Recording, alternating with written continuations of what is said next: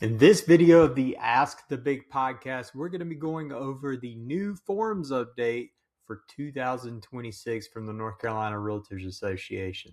Stay tuned.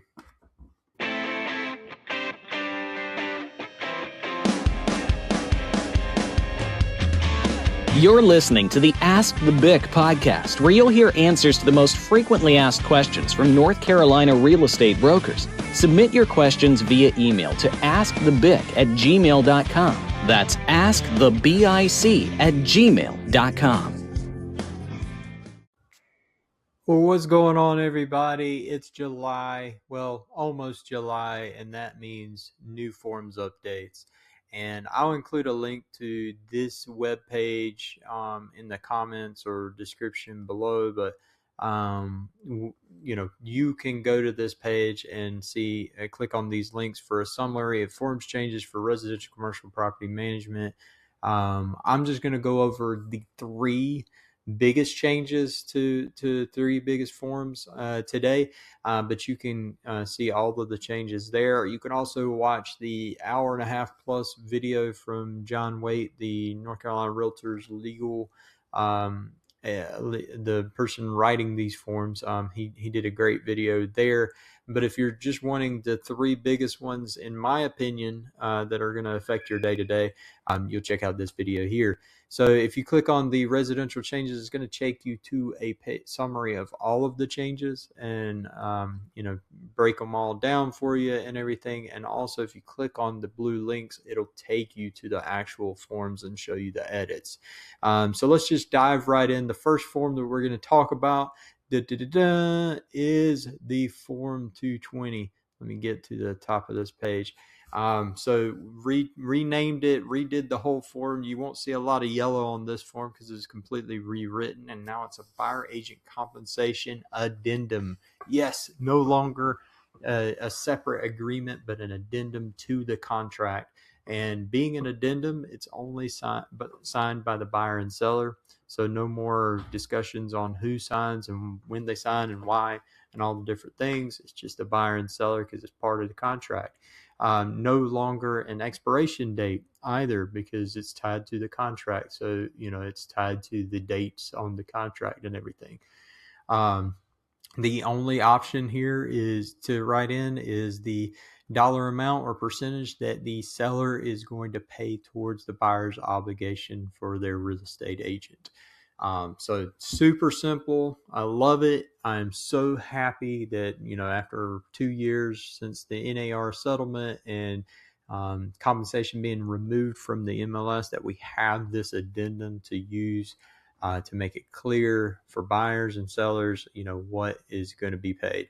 So a few more things that we'll talk about with the other two forms that we're going to talk about regarding this. The other one being the offer to purchase. So quite a bit changed here. It's still the offer to purchase that you're used to. The biggest change would be the due diligence fee. So the due diligence fee is now it's still due on the effective date, but it's now not late until one banking day after the effective date.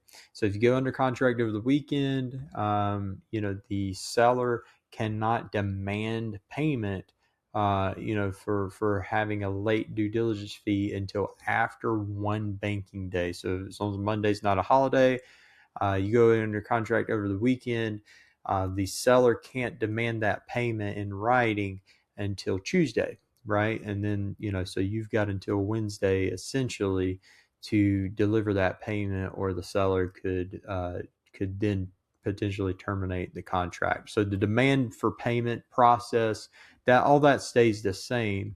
But what changed is we gave buyers an extra banking day, which I think is a good thing. Another thing regarding the due diligence fee is, let me scroll down here and find it.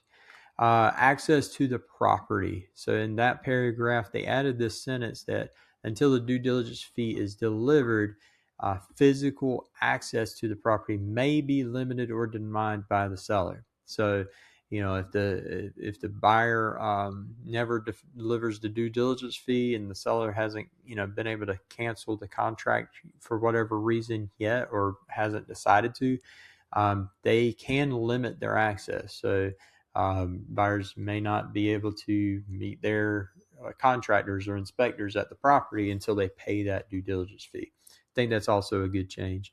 And then regarding that Form 220, now that it's an addenda, it will be listed under the addenda. So don't forget to check the box. And I wish they would have added in a checkbox just for the compensation form, but they did not. So you will have to check this box for other addenda and write in that buyer agent compensation addenda or addendum form 220 in the line that's provided right here. The other major forms change is with the exclusive right to sell listing agreement. So on that form, some of the biggest changes that we've got and the biggest yellow areas that you'll see is regarding marketing. So prior to this, we had public marketing and office exclusive, and now we have a third option, which is limited distribution or exposure. And they give them most publication, medium publication, and least publication. What it boils down to is with public marketing, a home must be entered into the MLS, and it'll be syndicated, and include all of these options that are checked here. But generally, it'll be in the MLS and syndicated to all websites like Zillow, Realtor.com, etc. With limited distribution or exposure, medium publication, it will have to be put in the MLS, be active in the MLS, but it's not going to be syndicated. So that's with, there's a lot of large firms that are, pushing a limited distribution or exposure, for their listings. And so the North Carolina Realtors Association, along with, NAR and everybody, wanted to make a policy about that. So that is an option now on the listing agreement, but it does come with disclosures, and it does require the sellers to initial the option there. The third option, which remained somewhat unchanged, is office exclusive. But the big change that did happen with office exclusive, and remember, that's not in the MLS. You do have to, in most cases, report it to the MLS, but it's not going to show up in the MLS for searches. And also, it's not syndicated because it can't be publicly marketed. Big change, though, to follow some change in the clear cooperation policy with NAR, is that now listing brokers that have an office exclusive listing, they may have one-on-one conversations with individual brokers of other firms. Prior to that change, and prior to these updated forms, that was not allowed. You could talk to your own clients, clients of the firm that you're working with, but you weren't allowed to even talk about the office exclusive listing that you had with firms of other or agents of other firms. Now you can. So that's a big change and something to be aware about.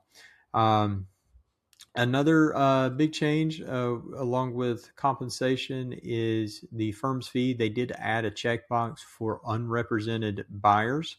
So, you can check that box to, make a fee for if you're working with an unrepresented buyer on a listing that you have listed. But they still do not have a box for dual agency. So if you want to have a policy on a different fee that's other than the fee that you have here, you're going to need to check this box and list what the fee would be if you're a dual agent. The last thing that I'll talk about, buyer agent compensation. There's no longer an option for the firm is authorized to offer a split of the commission. Now it's only the two options of the seller authorizes the firm to advertise a compensation to buyer's agents, or that the firm has a separate policy. So the firm technically could potentially, split their commission with a buyer agent and still not, the word they call it is decouple the commission.